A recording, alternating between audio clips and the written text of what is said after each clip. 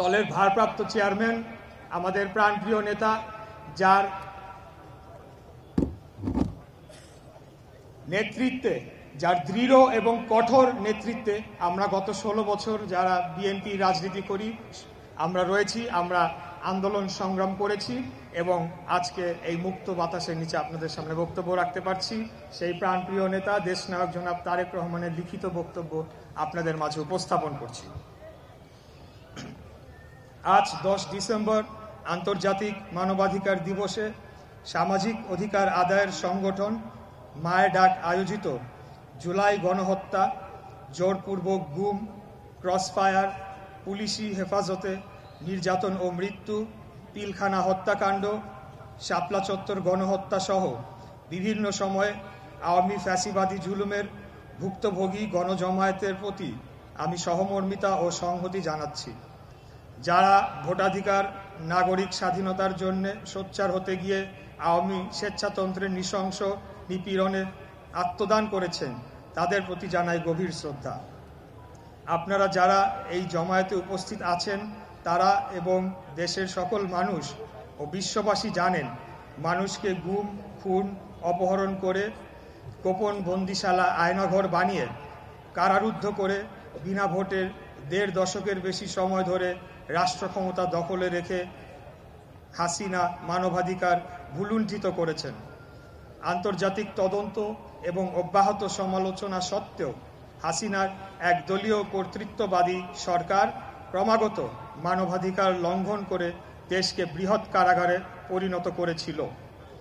জাতিসংঘের সর্বজনীন ঘোষণায় বলা হয়েছে, সব জাতির সকল মানুষের মানবাধিকার সংরক্ষণের নিশ্চয়তা থাকতে হবে। জীবন, স্বাধীনতা এবং দৈহিক নিরাপত্তায় প্রত্যেকের অধিকার থাকতে হবে। কাউকে নির্যাতন করা যাবে না কিংবা কারো প্রতি নিষ্ঠুর, অমানবিক বা অবমাননাকর আচরণ করা যাবে না। কিন্তু জনসমর্থনহীন নিষ্ঠুর স্বৈরাচারী হাসিনা জাতিসংঘ কর্তৃক মানবাধিকারের সার্বজনীন ঘোষণার নির্দেশনাগুলোকে তাচ্ছিল্য করে দেশের প্রতিবাদী জনগণের উপর বর্বরতা, পৈশাচিক অত্যাচার ও উৎপীড়ন চালিয়েছেন। শুধুমাত্র ক্ষমতাকে চিরস্থায়ীভাবে ধরে রাখার জন্যে জনমতকে অগ্রাহ্য করেছে। পতিত খুনি হাসিনার ভয়াবহ দুঃশাসনকালে যারা সত্য উচ্চারণ করতে চেয়েছেন তারা রাজনীতিবিদ, সাংবাদিক, ছাত্র, শ্রমিক, পেশাজীবী সহ নাগরিক সমাজের যেই হোক না কেন তাদের বিরুদ্ধে মিথ্যা মামলা দায়ের করা হয়েছে এবং কারাবাস, শারীরিকভাবে নির্যাতন সহ জখম এবং গুম, খুন ও হত্যার শিকারও হতে হয়েছে। সীমাহীন রক্তপাত ও বেপরোয়া নিপীড়ন নির্যাতনের মধ্য দিয়ে জনগণের সকল গণতান্ত্রিক অধিকারকে হরণ করে নিয়েছিল।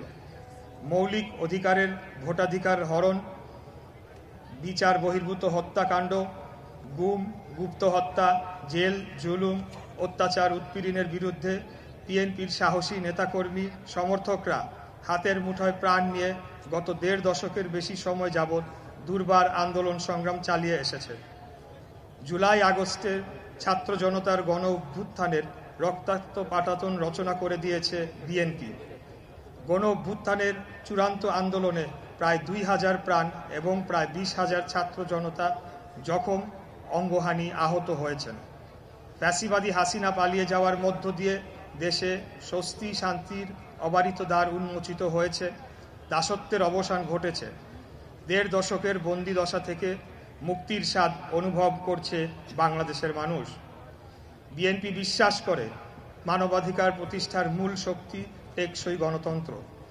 মানুষের গণতান্ত্রিক অধিকার মানবাধিকারের পরিপূরক। গণতন্ত্র ছাড়া মানবাধিকার কল্পনা করা যায় না।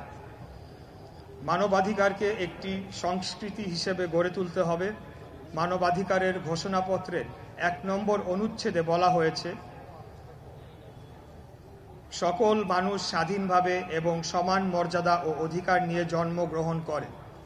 তারা যুক্তি ও বিবেকের অধিকারী এবং ভ্রাতৃত্বের মনোভাব নিয়ে তাদের একে অপরের প্রতি আচরণ করা উচিত। এই অধিকারগুলোকে মানুষের জন্মগত অধিকার, অথচ সব মানুষের সমান স্বাধীনতা, মর্যাদা ও অধিকার বাস্তবে একটি অবাস্তব বিষয়। কাজেই এই কথাটিকে একটি আদর্শ চেতনা হিসেবে বিবেচনা করতে হবে। এটি এই অনুচ্ছেদের মূল কথা। সব মানুষ জন্মগতভাবেই স্বাধীন, এটা বিশ্বাস করতে পারলে কোনো মানুষ বা জাতিগোষ্ঠীকে পরাধীন করে রাখা যায় না।